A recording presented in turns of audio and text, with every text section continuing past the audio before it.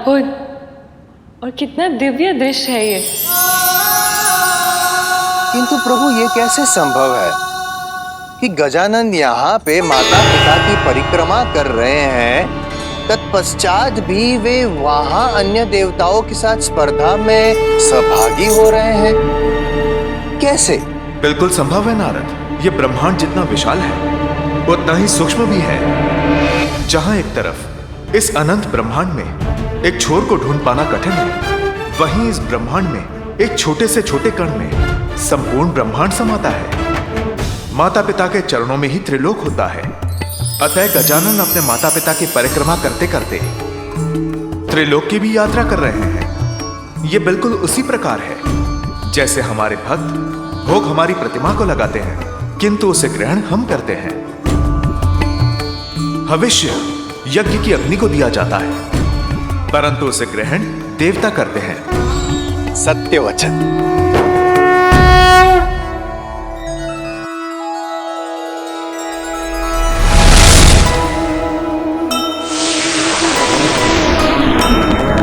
गंगा सागर में सुमुख डुबकी लगाए,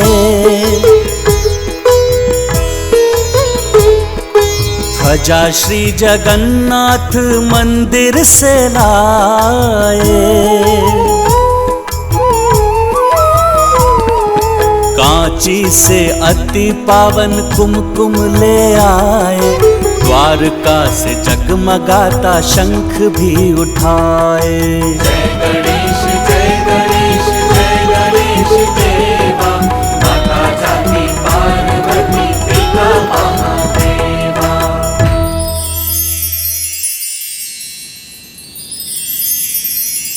अद्भुत! नारद आश्चर्यचकित। वहां सभी देवता पृथ्वी और पाताल के तीर्थ यात्रा करने की होड़ में लगे हुए हैं, और यहाँ गजानन मात्र अपने माता पिता की परिक्रमा करके ये कठिन कार्य पूर्ण कर रहे हैं। नारायण नारायण। देवर्षि नारद, अब समय आ गया है जब गजानन की बुद्धि और चतुराई की इस अद्भुत लीला का दर्शन संपूर्ण संसार करेगा।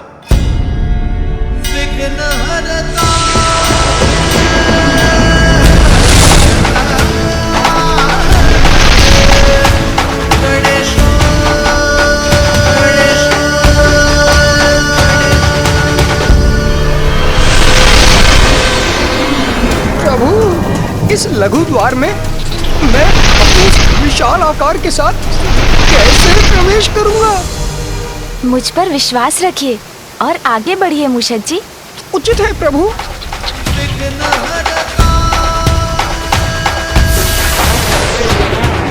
गजानन पाताल के द्वार तक पहुंच गए हैं। द्वार तक पहुंच तो गए हैं, किंतु क्या देवर्षि? प्रश्न ये है मां सरस्वती, क्या बालक गजानन पाताल में प्रवेश कर पाएंगे?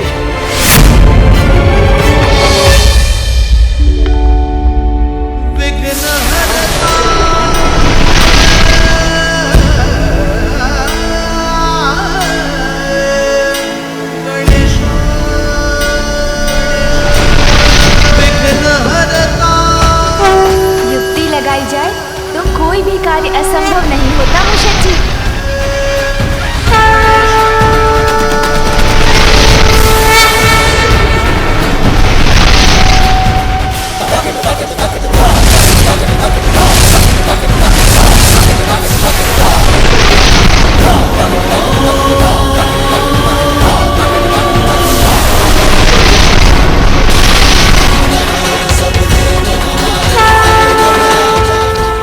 सत्य कहा था प्रभु, हम तो आ गए। उस द्वार से तो आगे बढ़ने में सफल हो गए हम। हाँ प्रभु, अब आगे बढ़ते हैं।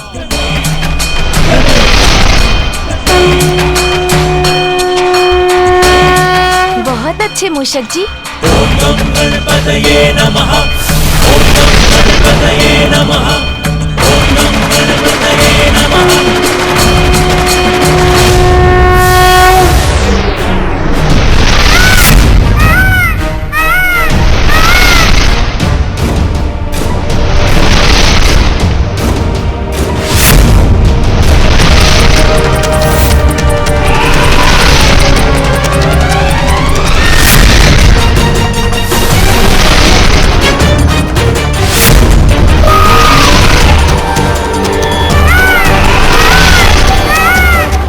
कार्तिकेय, पाताल का मार्ग दिखाने के लिए धन्यवाद, किंतु अब मैं आपको पीछे छोड़ दूंगा।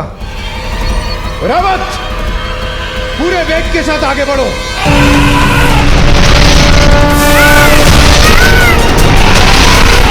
देवराज, यदि मुझे पराजित करना चाहते हैं तो अपना ध्यान मुझ पर नहीं, आगे के मार्ग पर रखिए।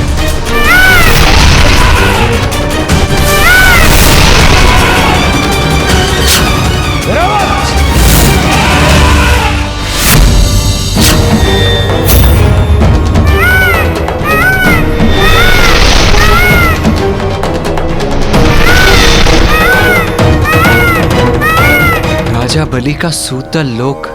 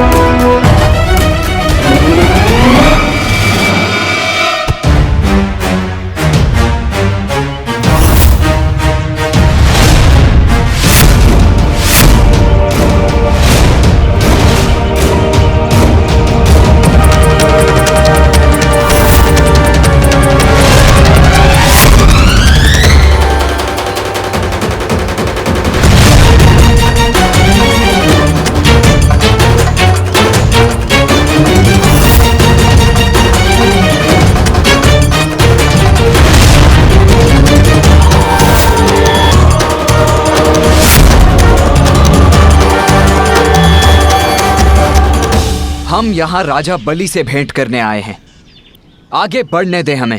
कोई नहीं जाएगा आगे।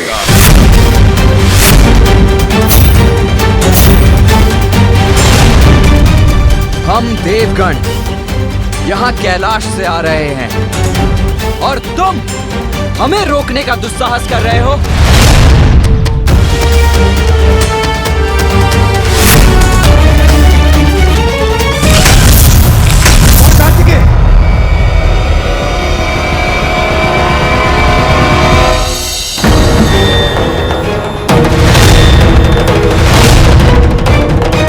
हम देवताओं को रोकने का दुस्साहस कैसे किया?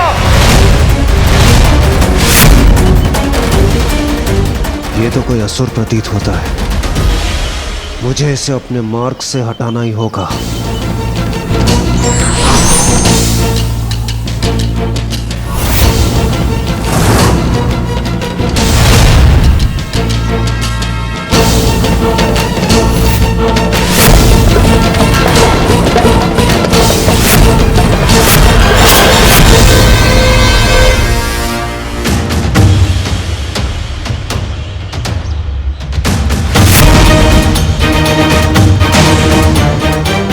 कैसी मायावी शक्ति का स्वामी है ये, जिसके कारण मैं अपना वार भी नहीं कर पा रहा हूं।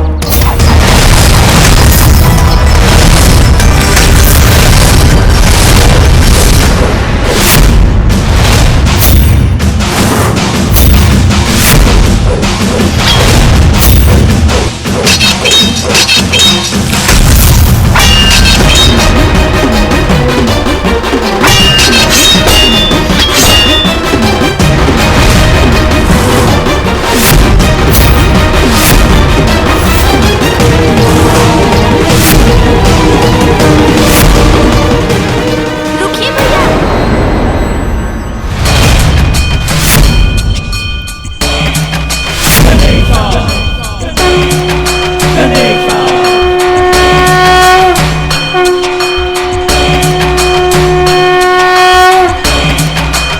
ये गजानन इतनी शीघ्र यहाँ तक कैसे पहुँच गए? ॐ गं गणपतये नमः। ॐ गं गणपतये नमः। गजानन ये कोई साधारण द्वार रक्षक प्रतीत नहीं होते। चरणों पर महावर और ललाट पर श्री हरि नारायण जैसा तिलक भी है। इनको पहचानने में आप सभी देवगणों से भूल हुई है। भैया, ये आप क्या करने जा रहे थे? आपको ज्ञात है ये कौन है?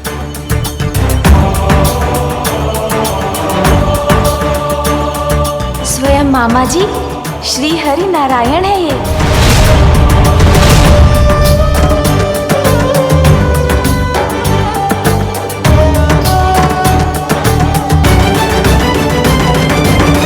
हाँ भैया, आपको स्मरण है ना, एक बार मैं मामा जी से भेंट करने वैकुंठ चला गया था। तभी जब मामा जी ने मुझे स्वादिष्ट फल दिए थे खाने के लिए, तब मामा जी ने मुझे ये कथा सुनाई थी। प्रजा के हित का ध्यान रखने वाले अत्यंत शक्तिशाली असुर राजा बलि ने अश्वमेध यज्ञ प्रारंभ किया, जिसके संपन्न होने पर असुरों का देवताओं पर वर्चस्व स्थापित हो जाता। तब देवताओं की रक्षा के लिए श्री हरि नारायण ने एक बालक वामन का रूप धारण कर राजा बलि से दान मांगा। राजन, जितनी भूमि मेरे 3 पग में समा जाए, उतनी भूमि दान देने की कृपा कीजिए। अवश्य ब्राह्मण देवता। तब प्रभु के वामन अवतार ने त्रिविक्रम रूप धारण कर अपना आकार इतना बढ़ा लिया कि जहाँ राजा बलि खड़े थे, वहाँ से मात्र उनके पाँव दिखाई दे रहे थे, और वामन अवतार के प्रथम पग में ही संपूर्ण पृथ्वी समा गई।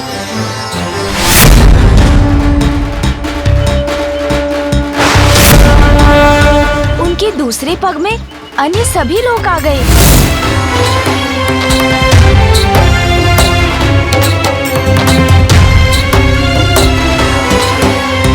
अब मैं क्या करूं? मेरे तीसरे पग के लिए कुछ भी शेष नहीं रहा। अपना तीसरा पग कहाँ रखूं मैं?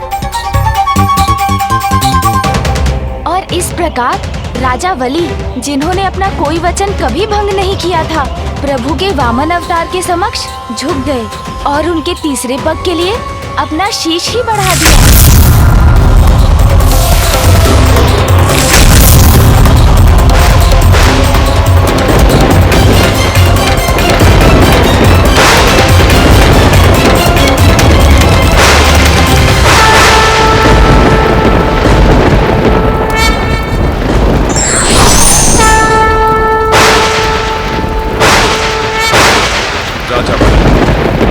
धर्म के प्रति आपकी निष्ठा को देख मैं अत्यंत प्रसन्न हूं। इसलिए आज से मैं आपको पाताल लोक का राज्य सौंपता हूं और ये वचन देता हूं कि मैं सदैव आपके राज्य की रक्षा करूंगा, जिससे कोई भी आप पर आक्रमण करे आपको क्षति नहीं पहुंचा पाएगा।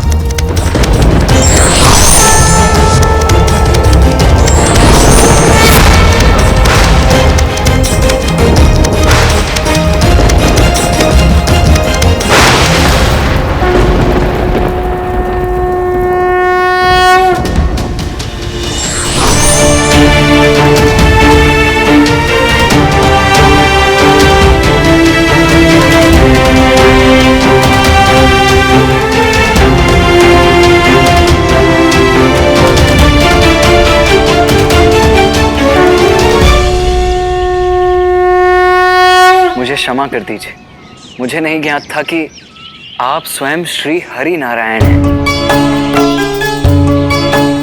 प्रभु, हमारा निवेदन स्वीकार कर क्या आप हमें भीतर जाने की अनुमति देंगे? मैंने कहा ना, कोई भीतर नहीं जा सकता।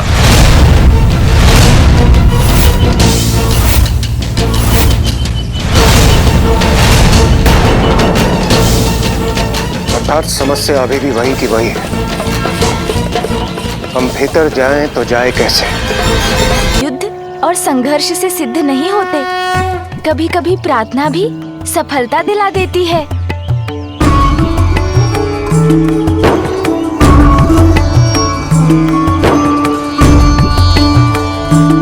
हाँ, उचित कहते हैं गजानन। मैं समझ गया।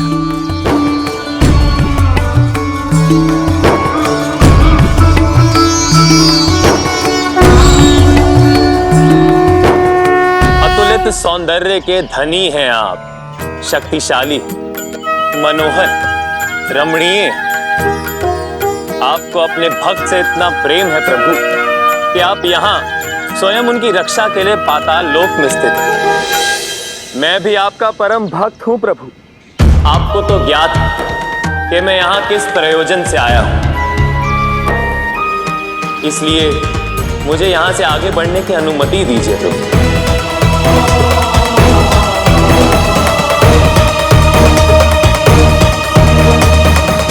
आप आगे नहीं जा सकते।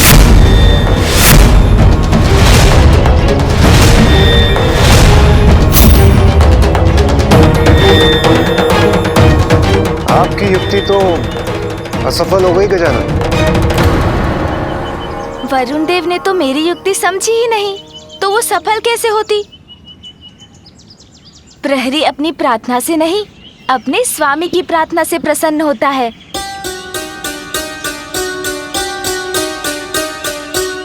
और इस समय श्री हरि नारायण के अंश राजा वली के राज्य की रक्षा कर रहे हैं।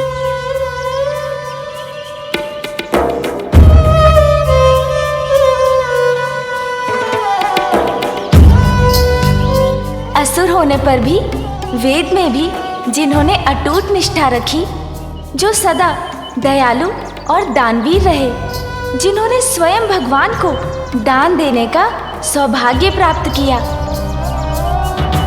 दान देते समय जिनके हाथ ऊपर रहे और भगवान के हाथ दान स्वीकार करने के लिए नीचे हो गए। ये इतना दिव्य मधुर स्वर किसका है?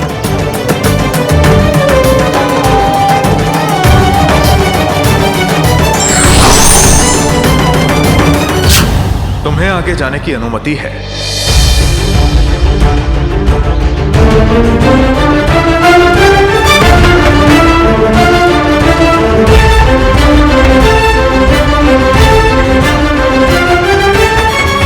धन्यवाद मामा जी।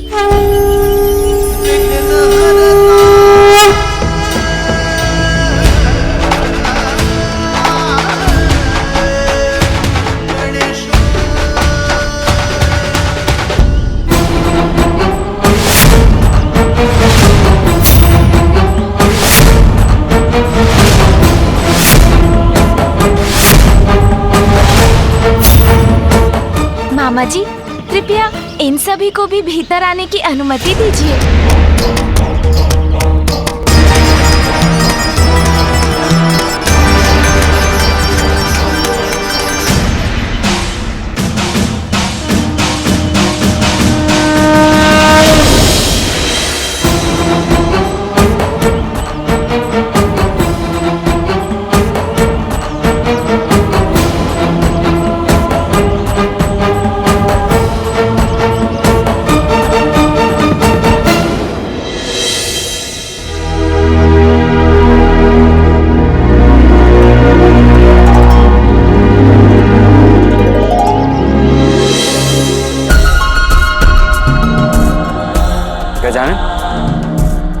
मैं तुम्हें प्रतियोगिता के प्रारंभ स्थान पर छोड़कर आया था, फिर इतनी शीघ्र तुम यहाँ कैसे पहुँच गए? अहो भाग्य मेरा, जो मुझे इतना बड़ा सौभाग्य प्राप्त हुआ।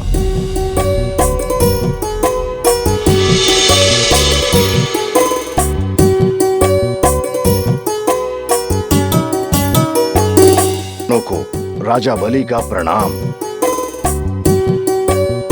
प्रणाम राजा वली जी। महादेव और माता पार्वती के पुत्र स्वयं हमारे पास आए हैं। ये तो मेरा परम सौभाग्य है। आपका स्वागत है। प्रणाम देवराज, प्रणाम देवगणों। आप सभी का स्वागत है यहाँ।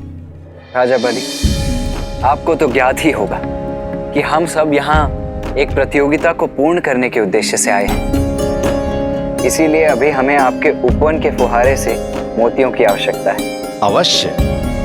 आप सभी यहाँ इतनी दूर से मेरे पास आए, मेरे अतिथि हैं, और ये तो आपका अधिकार है। यदि आप भोजन के लिए भी रुक सकते तो और भी उत्तम होता। भोजन?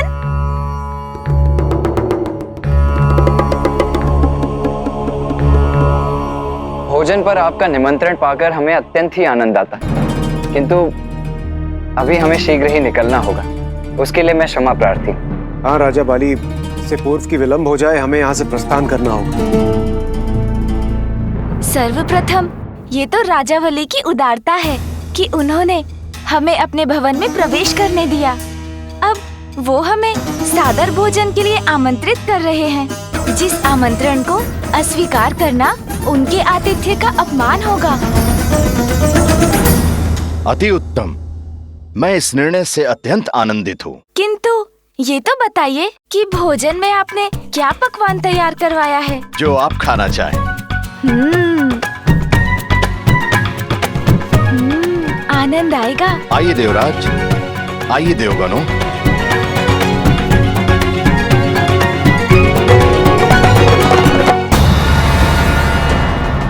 इन सभी को भोजन करने दो।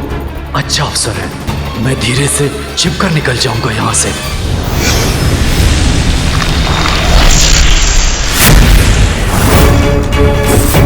बलि ने सदा मेरे आदेश की अवहेलना की। मैंने उसे देवताओं से सावधान रहने को कहा। आज भी उन्हीं का साथ देकर ऐसा कर रहा है। बलि मेरा आदेश नहीं सुनेगा तो क्या, राहु और केतु तो मेरा आदेश अवश्य मानेंगे।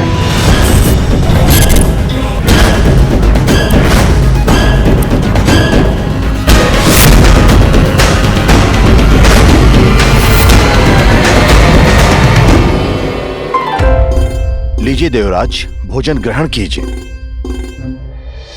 प्रणाम सूर्यदेव, कृपया आप भी भोजन ग्रहण कीजिए।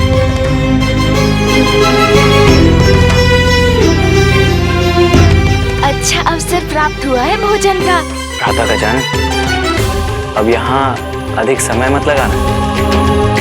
शीघ्र भोजन करो, फिर यहाँ के उपवन से मोती बटोर कर हमें आगे बढ़ना है, ठीक है? गजानन ने तो चमत्कार कर दिया सूर्यदेव, किंतु ये इतनी शीघ्र यहाँ पहुंचे कैसे? ज्ञात नहीं इंद्रदेव। कहीं इनके मूषक के पंख तो नहीं आ गए?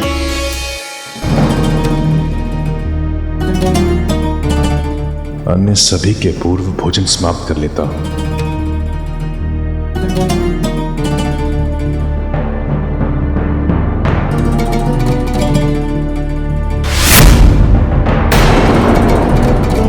कुमार कार्तिकेय, देवराज इंद्र, सूर्यदेव, अग्निदेव, चंद्रदेव, शनिदेव, कुबेर देव, सभी तो हैं यहां। फिर नदारद कौन है? यमराज। क्या हुआ वायुदेव, आप इतने स्तब्ध क्यों लग रहे हैं? कुछ नहीं देवराज, कुछ नहीं हुआ। आप भोजन कीजिए।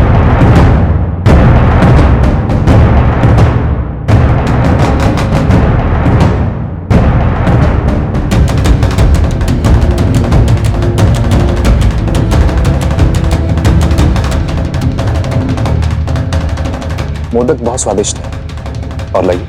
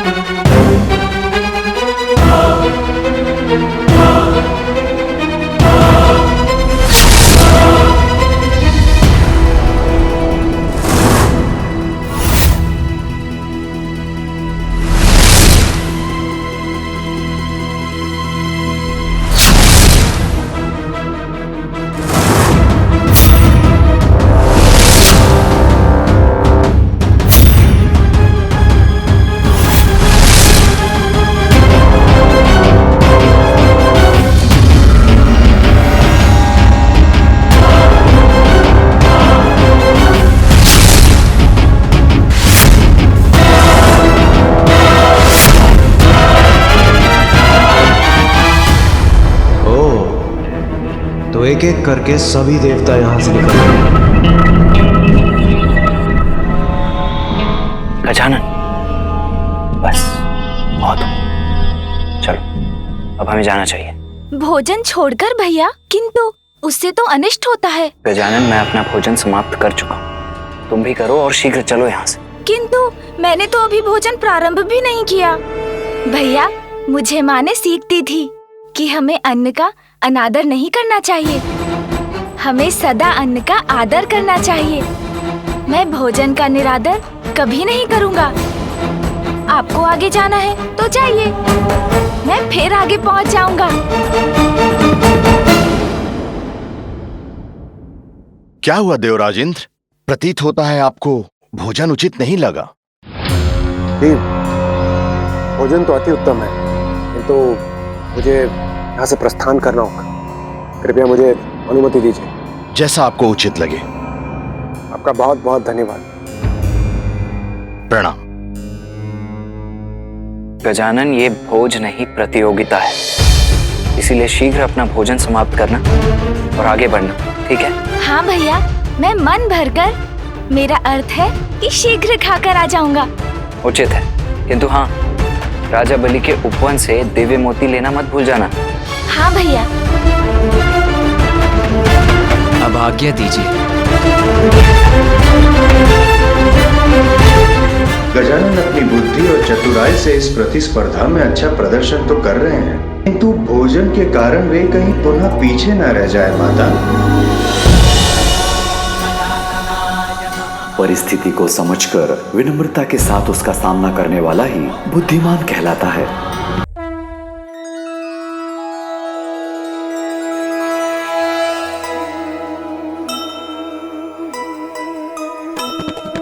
कर लेते युक्ति से काज सिद्ध सारे,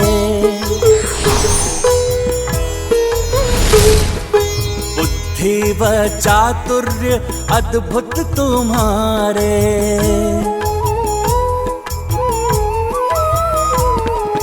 वाहन है मूस, सुमुख है विशाल काय, परिक्रमा हेतु करेंगे कुछ उपाय। जय गणेश जय गणेश जय गणेश देवा, माता जाति पार्वती पिता महादेवा। गजानन तो अब भी कैलाश में, फिर वे उधर प्रतिस्पर्धा में भाग लेते कैसे दृष्टिगोचर हुए हैं?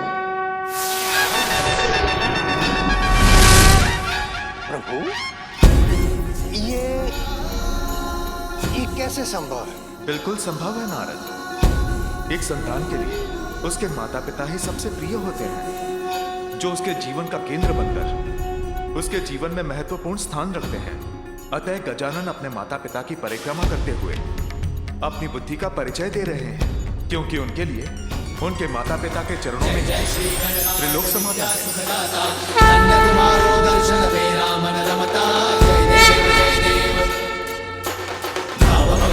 कोई शरणागत आवे, सन्नत संपद सबही भरपूर पावे।